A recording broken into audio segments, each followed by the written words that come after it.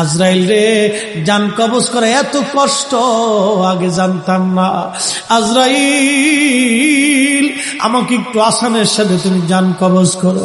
আজরাইল বললেন, হুজুর, আসমানের নিচে জমিনের উপরে আপনার চাইতে সহজভাবে জান আমি কারো কবজ করি নাই। আল্লাহ আমার উপরে করা নির্দেশ, আমার হাবিবের জান কবজ হবে সবচেয়ে বড় আসানে। হুজুর, আমি যদি আপনাকে আসানে জান কবজ না করি, নবী গো, আল্লাহর লানত আমি ধ্বংস হয়ে যাব।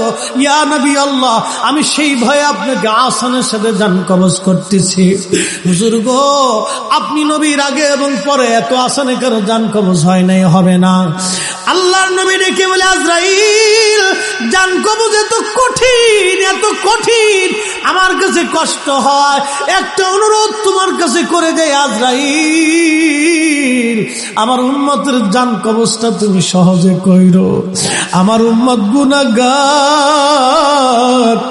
আমার উম্মত পাপী, আমার উম্মত গুনাহগার, আমার উম্মতের জানটা তুমি আসানের সাথে কইরো।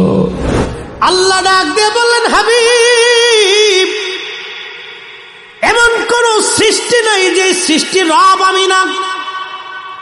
ও হুজুর, আপনার উম্মত আপনার ইজ্জতের চাদর ধরে টানবে, আপনার কিছু উম্মত হবে আপনার শান ও আজমতকে খাটো করবে।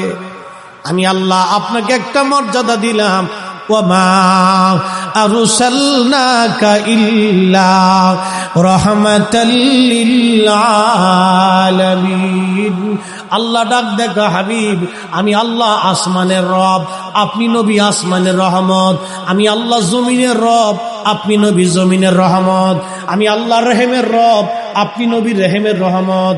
আমি আল্লাহ বরজখের রব, আপনি নবী বরজখের রহমত।